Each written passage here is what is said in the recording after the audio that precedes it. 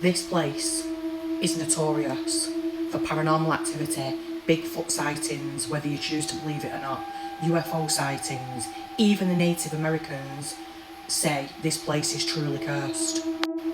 And not one, not two, but 5 missing persons cases over the years. These people have been in one place and literally vanished without a trace. So, let's do a deeper dive. The Bennington Triangle in Vermont, USA. So, in the 1800s, a stagecoach full of passengers and the driver are driving down the road when they have to come to a sudden stop. The driver gets off, looks around and notices what he describes as non-human and huge footprints in the mud around it. They suddenly all start screaming. They look up and see what can only be described as non-human, around 6 foot, with fur, throw the coach to the side of the road. Literally push the coach to the side of the road, and then it gets off into the forest. In 1943, a guy who's a huntsman, Carol Herrick, he's travelling on a hunting trip. He's 10 miles northeast of the ghost town of Glastonbury. 3 days later, his body is discovered.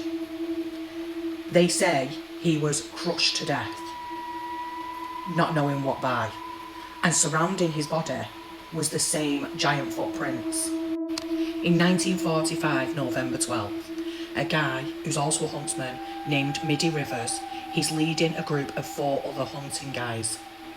They're on a trip southwest of Glastonbury. After a little while, Middy decided to go on ahead of the other 4 guys.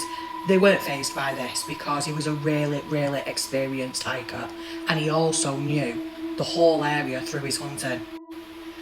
The 4 hikers returned to camp that evening, but Middy didn't arrive.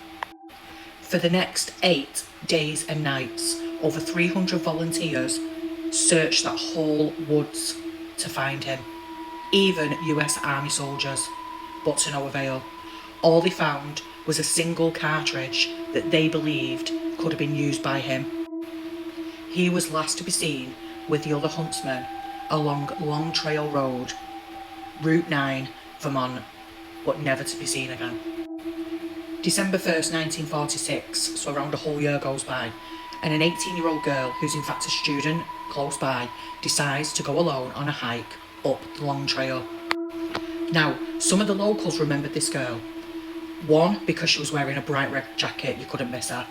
2, she'd actually pulled over a lady and asked for directions that she'd given her.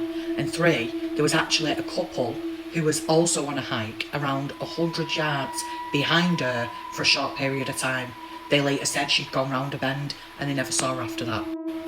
But this girl does not arrive to her classes the following day, and the college were rid, and so were her family. Over 1,000 people go searching for her through these woods. Even the FBI get involved, and there's a $5,000 reward for anybody who can bring information and bring her home to safety. No clues were found, absolutely nothing. She was gone.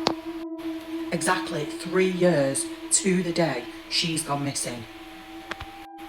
A guy called James Tedford, who's a veteran resident of the area, decides to get on a bus and go and visit his relatives in Bennington. He was one of 14 passengers on that bus that day, but when it gets to his stop, he doesn't get off. The weird thing about this story is his timetable he was using was still on his seat, and his luggage was still stacked on the bus, but nobody saw this guy get off it. Obviously it was all investigated, but there was nothing to report. October 12th, 1950, an 8-year-old little boy, Paul Jepson, is travelling with his mum in the area in her pickup truck. She needs to pull over to sort her pigs out in the back of it. She stops the vehicle, he's messing around in the front. She gets out, she goes to the back, she's there a few minutes sorting them out. When she goes to the front of the cab, her son's missing. She, obviously frantic, starts combing the immediate area around the truck, but reports him missing. Hundreds of people, volunteers, go in search for this little boy. They even bring out sniffer dogs, who actually do pick up his scent, but they lose it at a crossroads in the Glastonbury Mountains. Because of the loss of the scent in that area at the crossroads, officials say there was a possibility that somebody abducted him in a vehicle. No more clues or the remains of that little boy was ever found. Then, 28th of October 1950, so just over 2 weeks later after Paul has gone missing, a lady called Frida is with her family on a camping trip. They're camping right next to Somerset Reservoir in the area, and on this particular day, she leaves her family and goes with her cousin to take a walk. It's during this walk that she accidentally falls and slips into a stream that she's walking alongside, gets absolutely drenched, and tells her cousin, "Wait here, I'm just going to run back to the campsite, quickly get changed and I'll come back." It's broad daylight and it's only a short distance anyway. But she never arrived. Weeks go by. Search parties, firefighters, soldiers, aircraft, police, everyone's looking for her, but nothing. Then on the 12th of May 1951, her body is discovered back at the reservoir where the family was staying. But due to the decomposition of the body, no cause could be determined, and the case remains unsolved today. Was this a serial killer on the loose? Was it something paranormal?